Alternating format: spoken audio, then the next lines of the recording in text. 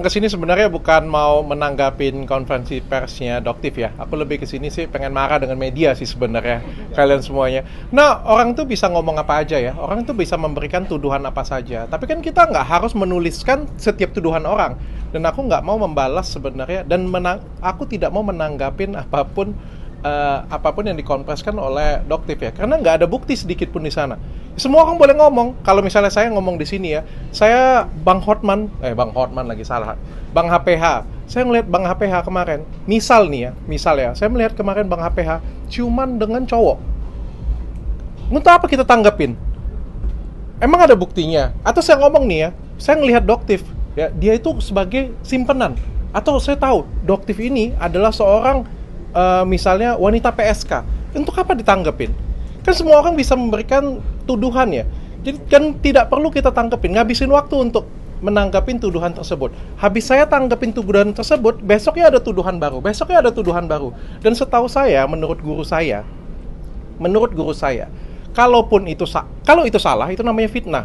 Kalau itu pun benar, itu namanya gibah. Jadi dua-duanya nggak ada yang benar.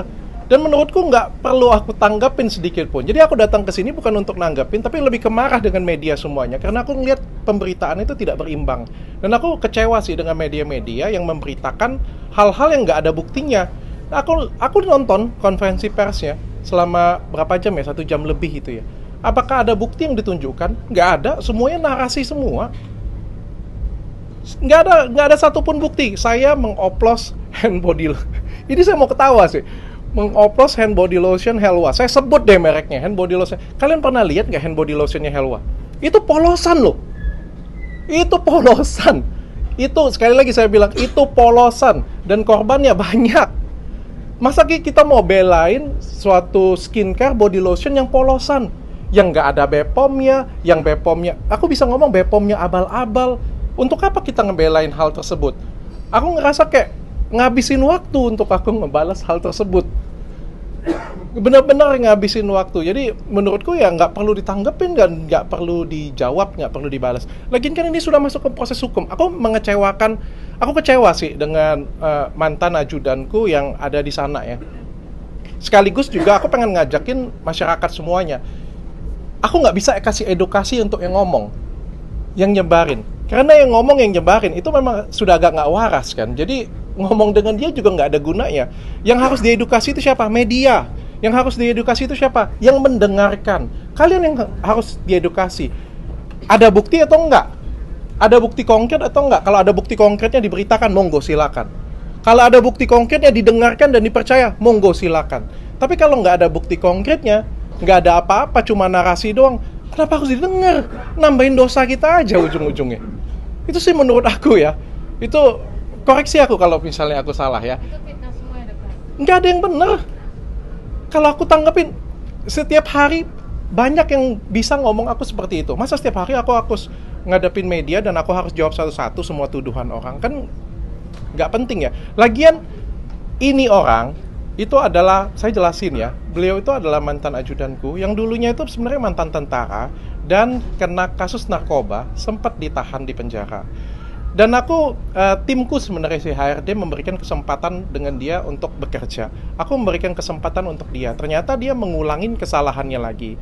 Beliau itu memeras aku dan aku sudah tunjukkan buktinya di Instagramku.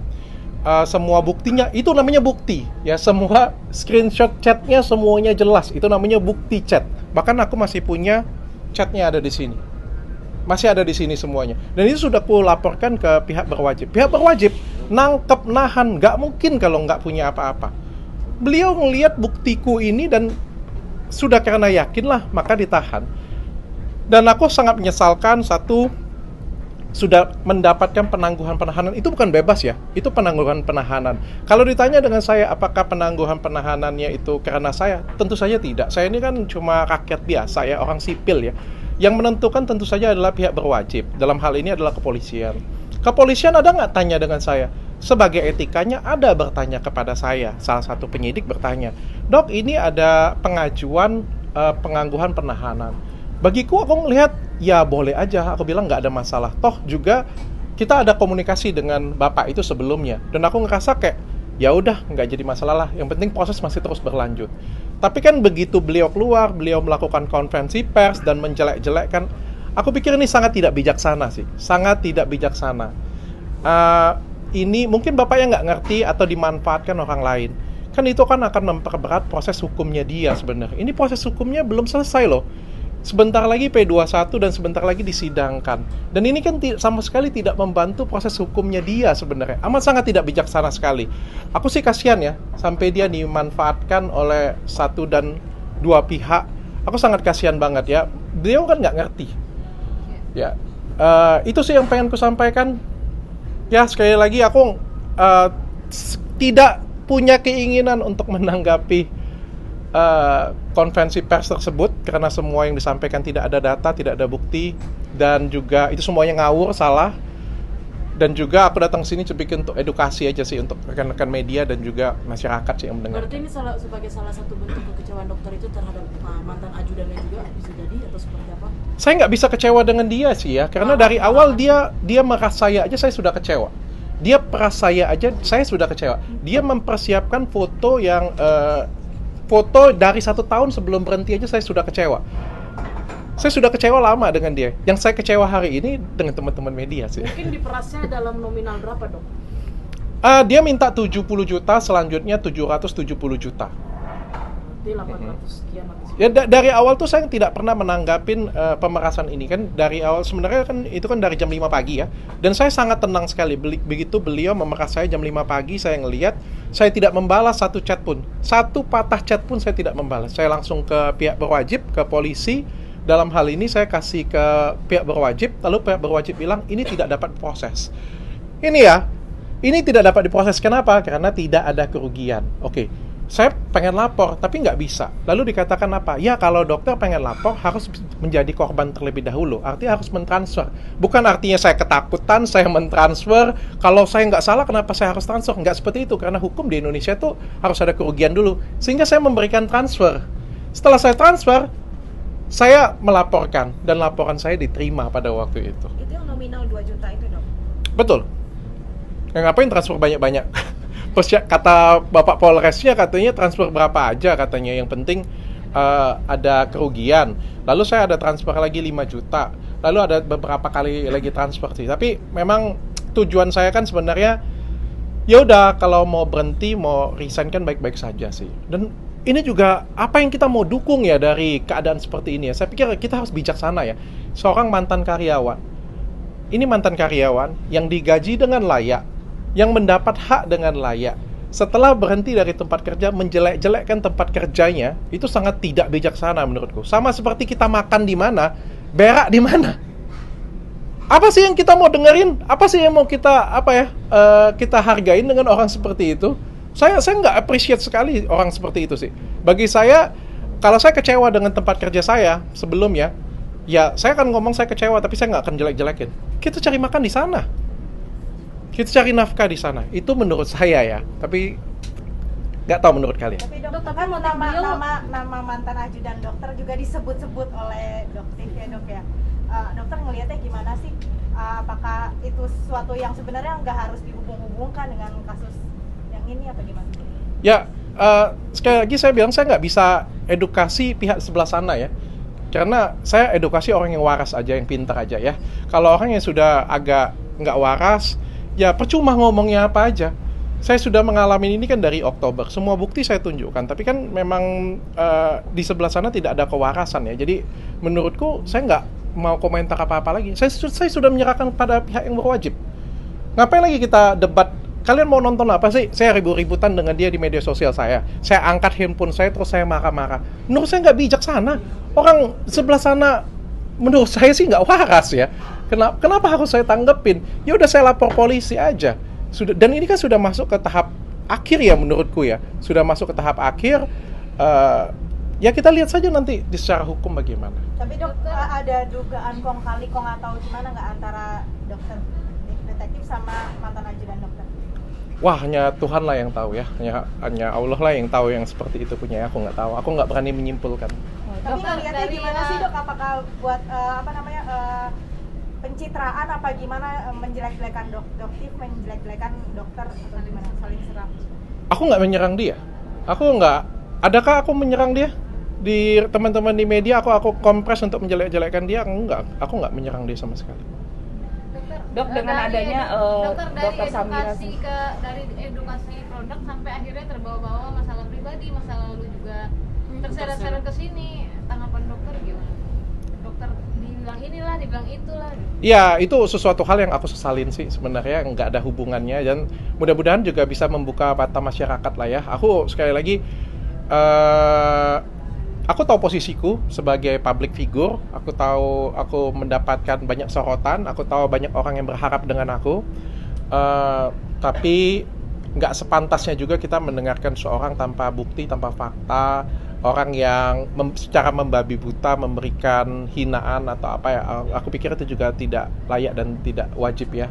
Tidak, maksudnya sangat-sangat nggak beretika ya menurutku ya. Tapi ya aku nggak mau tanggepin sekali lagi. Aku benar-benar datang ke sini itu bukan mau nanggepin dia, dan aku nggak ada agenda sedikit pun pengen ngomong dengan kalian loh. Benar-benar. Tapi setelah aku baca berita dan menurut aku pemberitaannya tidak berimbang, aku harus datang ke sini. Dok, Ini kan dari mantan ajudan dokter juga sempat bilang bahwa menantang dokter ini untuk bersumpah terkait tidak pernah adanya pengoplosan dari produk. Gimana tuh dok mungkin? Mbak, beliau itu tersangka. Beliau kasusnya sudah P21. Tuntutannya 9 tahun. Seorang tersangka dan seorang mantan narapidana mau ngajakin aku bersumpah, ngapain? Selesaiin dulu aja masalah hukumnya. Nanti kalau misalnya hakim bilang dia nggak bersalah, dia mau ngajakin aku sumpah, oke deh, aku ikutin. Tapi kan lewatin dulu dong hakimnya. Ada hakim di negara kita tercinta kan. Saya pikir negara kita kan negara hukum ya. Dok, melihat kan dokter kemarin ikut ya ibaratkan ikut juga Persidangan, dalam Dok. itu ya pembicaraan dengan karyawan dokter. Apakah nantinya dokter akan menambah bukti baru mungkin untuk laporan dokter yang di Polres terhadap dokter?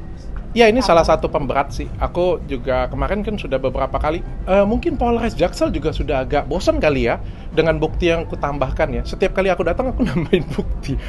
Mungkin dia capek juga ya, karena kan ada aja gebrakannya. Jadi aku lampirkan sih. Berarti jadi bukti tambahan lagi ya dok? Ya, aku melampirkan sih. Ya dok, ini kan dokter sendiri kan sempat berstatement bahwa dengan membongkar ini adalah suatu balasan atas kezoliman yang beliau terima. Gimana nih dok mungkin? Apa ulang? Iya dokter sempat bilang bahwa dengan dia membongkar semua ini ada salah satu bentuk untuk balasan dari kezoliman dari dokter Richard. Oke, kezoliman yang dimaksud oleh saya itu apa? Penyitaan handphone dan penyitaan akun. Pertanyaan saya, yang nyita akun dan yang menyita handphone itu siapa? Apakah saya? Yang menyita handphone dan menyita akun itu kan adalah pihak yang berwajib. Saya nggak bisa ngontrol pihak yang berwajib loh. Dan dalam hukum itu kan ada proses dan ada tahapannya. Jika penyidik menganggap bahwa ini adalah masuk ke ranah pidana, beliau berhak untuk mendapatkan alat bukti. Dan bukan untuk aku. Handphonenya nggak ada di aku dan akunnya nggak ada di aku sama sekali. Ya itu kan keputusan penyidik dalam menegakkan hukum ya. Dan aku pikir kalau nggak salah ya nggak usah khawatir. Aku pikir seperti itu sih. Jadi nggak usah marah dengan aku ya. Kalau misalnya memang kita nggak salah, kan dia dari awal sudah ngomong tuntut dong, tuntut. Terus aku ngelaporin, terus kalau sudah dituntut dilaporin masa nangis? Dok, menurut dokter sendiri dugaan dan motifnya apa sih dokter sama karyawan dokter ini? Persaingan bisnis. Selain persaingan bisnis dok? Persaingan bisnis. Kalau bukan persaingan bisnis apa lagi? Itu sudah jelas banget sih. Saya bekerja sudah 15 tahun. Pekerja sejati, dokter terkenal, klinik terkenal, sibuk kerja mas.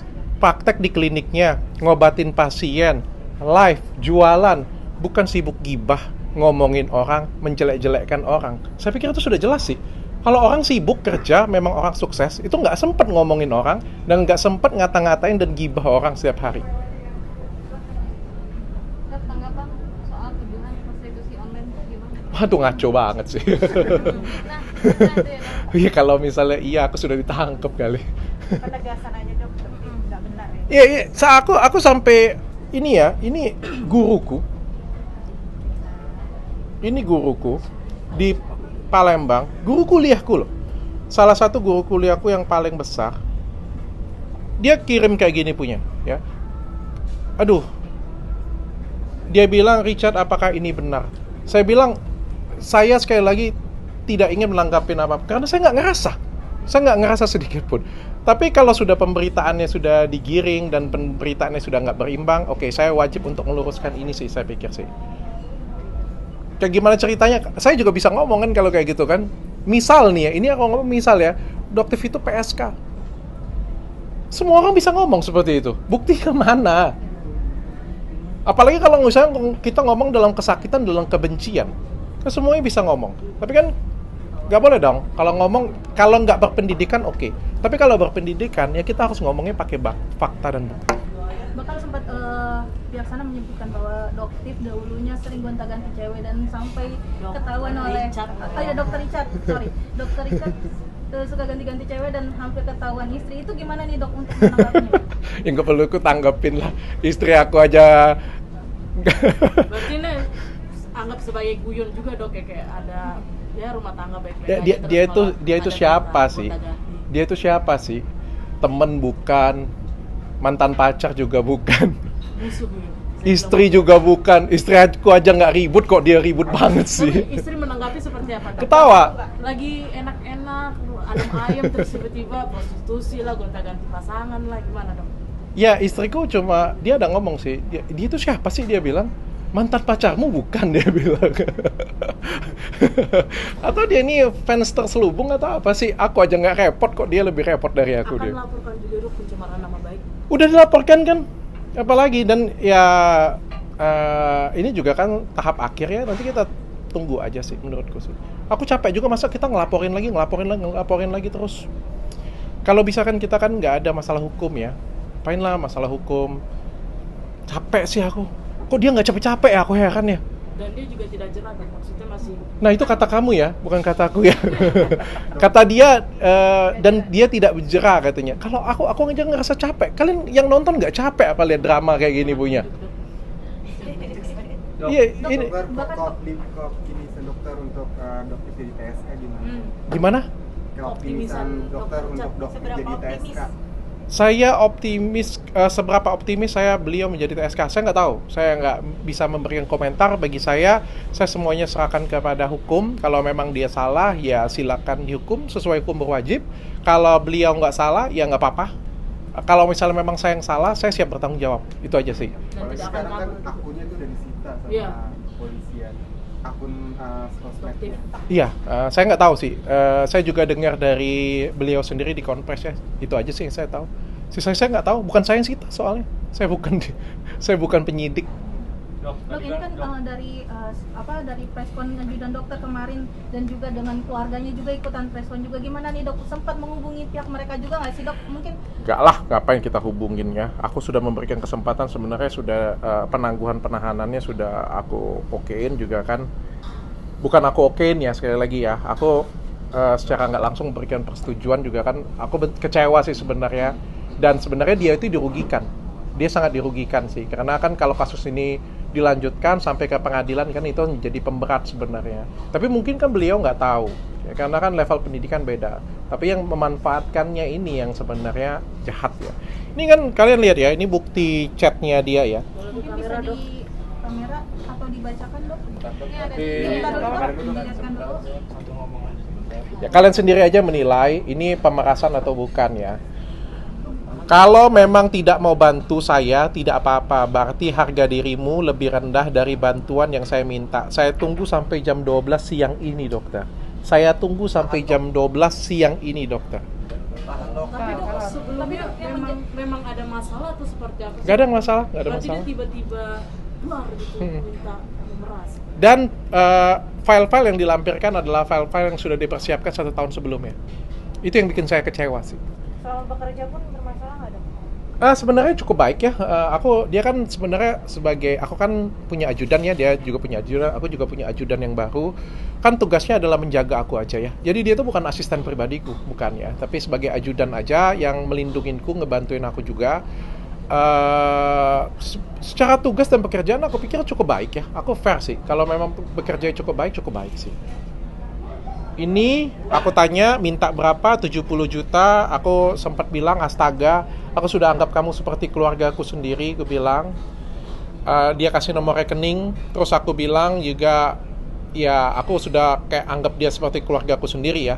Terus ini juga dia minta 770 juta. Silahkan dok.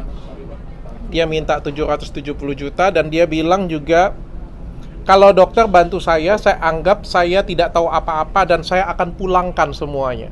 Tapi nanya nggak sih dok alasannya kebutuhan pribadi kah atau apa? Mau buka usaha. Mau buka usaha.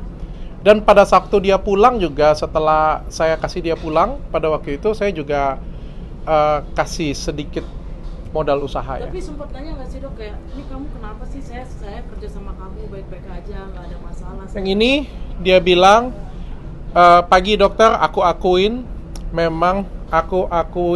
dokter memang sabuk hitam. Aku nggak paham maksudnya apa. Aku minta uang bantuan 5 juta untuk pindahan. Setelah itu aku tidak ganggu lagi. Demi Allah yang mempunyai nyawaku, aku tidak akan campurin kehidupan pribadi dokter lagi. Kalau urusanku sudah selesai, motor dan handphone akan kupulangkan kepada Andrian. Andrian ini dalam hal ini ada HRD ya. Ini semua fasilitas itu dikasih ya, baik motor, handphone, gaji, ya semua tunjangan itu semuanya dipenuhin semua ya. Gajinya berapa dok? Gajinya itu di atas 6 juta loh. Gede juga ya. Ya, kalau kalian tanya dengan aku untuk level ajudan itu cukup layak lah ya, aku bilang ya. Makanya aku sangat kecewa sih. Aku sangat kecewa sekali sih. Bagi aku mengundurkan diri nggak jadi masalah, silakan aja sih. Silakan aja. Cuma jangan punya niat jahat ya, apalagi dengan tempat kita bekerja. Kalau kita nggak suka dengan tempat kita bekerja atau nggak suka dengan pimpinan kita boleh, tapi nggak boleh kita jahatin orang yang sudah memberikan rezeki bagi kita dan keluarga kita. Dok, kepikiran nggak sih dok kalau dia masuk ke tempat dokter itu memang ada niat untuk menyelidiki dokter? Wah, aku nggak tahu kalau itu ya. Kita walau alam balikin orangnya aja. Dok, ini kan dengan dokter melaporkan ajudan dokter, beliau sempat mengatakan bahwa ini salah satu kezoliman dari merasa terzolimi beliau. Gimana nih dok? Ya kalian aja yang nilai sih. Aku ada nonton kan dan aku masukin ke videoku juga. Kok aku ngerasa ini ya, ada videonya ini. Ini adalah orang-orang yang terzolimi. Dan doa orang terzolimi itu langsung diterima oleh Allah tanpa ada sekat sedikit. Berarti bisa dibilang juga Jadi di sini dok, Ini ada kerjasama ya dok ya? yang meras siapa, yang dizolimin siapa, yang terzolimi siapa. Gak ngerti aku lah. Apa dunia ini sudah sekacau ini karena perang ya? Yang perangnya Iran dengan Israel di sebelah sini juga jadi ngaco jadi. Dokter kan menganggap dia sebenarnya sudah seperti keluarga ya dokter ya. Mungkin bisa jelaskan arti dari tersebut dok. Kalau aku sih nganggap semua karyawanku seperti keluargaku ya. Ini adalah ring terdekatku, ajudanku, ada asisten pribadiku juga, ada Hans ini juga kameramenku. Ini orang terdekatku semuanya. Aku sih dengan mereka nganggap mereka itu seperti keluargaku ya. Karena kan kita itu ketemu tuh sangat sering sekali. Meskipun kadang-kadang aku memberikan sebagai pimpinan tentu saja aku kadang-kadang marah dengan mereka. Kadang-kadang aku memberikan teguran kepada mereka. Kadang-kadang aku memberikan hukuman kepada mereka. Tapi di luar dari itu aku juga memperlakukan mereka seperti keluarga aku sendiri. Apa yang aku makan mereka makan. Aku kalau di restoran makan di mana ya mereka ikut makan di mana. Aku juga berusaha memberikan mereka apa yang layak dan seharusnya mereka dapatkan dari perusahaan, baik gaji, insentif, uang perjalanan, uang dinas dan lain sebagainya. Dan aku pikir itu kewajibanku. Kalau ada yang nggak suka bekerja denganku, mungkin nggak suka dengan gaya kerjaku karena aku keras, karena aku nggak jadi masalah sih. Silakan berpisah baik-baik. Aku juga nggak ada hard feeling dengan orang seperti itu punya. Ya silakan cari tempat kerja yang baru dan nggak saling menjelekkan. Aku nggak akan menjelekkan kamu dan kamu jangan menjelekkan aku, udah kayak gitu aja. Oke dok, mungkin yang terakhir dok untuk laporan dokter terhadap dokter di Polres mungkin masih dok ini seperti apa dok? Saya nggak terkopi sama sekali, malah saya nonton dan taunya tuh dari dokter sendiri ya bahwa katanya akunnya disita, itu aja sih. Aku nggak tahu malah. Tapi merupakan langkah bagus dari pihak polisi yang meminta ya dok sebenarnya ya. Ya alhamdulillah. Dunia agak damai sedikit. Dok, tadi bicara edukasi dok, ya mengedukasi, terus persaingan bisnis. Menurut dokter, edukasi yang baik untuk kompetitor seorang bisnismen seperti apa sih dok? Biar masyarakat tahu. Edukasi yang baik itu adalah ngajarin masyarakat, buat masyarakat jadi lebih pintar, bukan masyarakat ngajakin masyarakat dengan penuh kebencian. Kita ajarin masyarakat itu jadi pintar, jadi cerdas, bukan ajakin masyarakat itu jadi pembenci. Benci sebelah sana, benci sebelah sini, nyerang sebelah sana, fitnah sebelah sana. Aku rasa bukan itu esensi edukasi ya. Tapi kalau misalnya kita ngomong edukasi itu, masyarakat jadi pintar. Oh, aku tahu nih, Mercury kayak gini. Oh, kalau skincare pakai hidroquinone kayak gini. Oh, ini abal-abal nih, ini polosan nih. Oh, ini kalau dipakai nih wajah jadi merah nih. Aku pikir bukan nyerang orang ya, bukan nyerang ke merek nggak jelas, terus memberikan, bahkan aku aja tuh nggak pernah ngajakin cancel culture atau apa kayak gitu, punya serang keluarganya, serang ini. Masyarakat harus jadi lebih cerdas sih menurutku. Dok, ngaruh nggak sih dokter dengan produk-produk penjualan dokter? Alhamdulillah nggak terlalu berpengaruh, karena kan segmenku adalah menengah ke atas, orang-orang yang pintar, orang yang cerdas. Tapi kalau terganggu atau tidak, aku terganggu. Aku terganggu, keluarga aku terganggu, staff-staffku dan timku terganggu. Dan yang lebih aku sedih mungkin bukan akunya yang terpengaruh, tapi lebih ke industrinya ya. Industrinya yang berpengaruh sih. Teman-teman yang lain sih yang terpengaruh sih. Dan aku sangat menyayangkan itu. Dok, mungkin habis respon ini mungkin dokter atau enggak mantan karyawan dokter melihat ada yang mau disampaikan kan dok? Nggak ada lah, biar polisi aja yang selesain. Ini kan sudah masuk kejaksaan dan pengadilan ya, biar nanti ya kejaksaan dan pengadilan aja yang selesaikan. Tadinya sih aku berharap ini bisa RJ ya. Aku tahu beliau adalah orang kecil.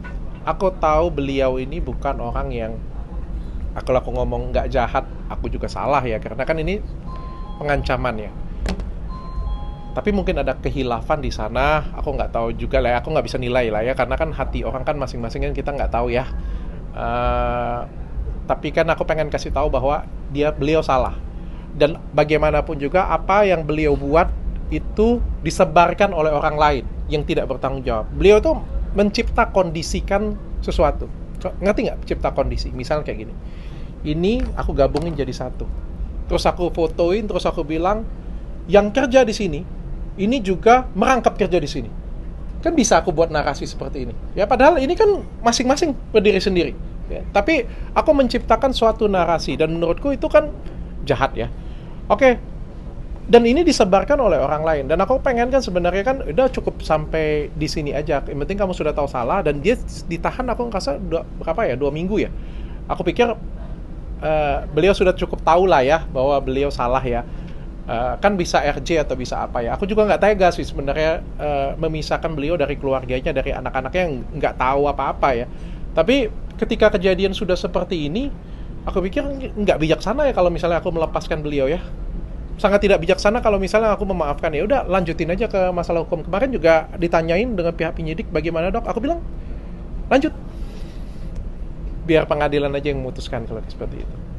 Dok, menurut dokter sendiri, dokter itu pansos nggak sih dok sama dokter? Kalian saja yang mau menilainya. Penjualan dokter jauh lebih tinggi daripada produk lain mungkin.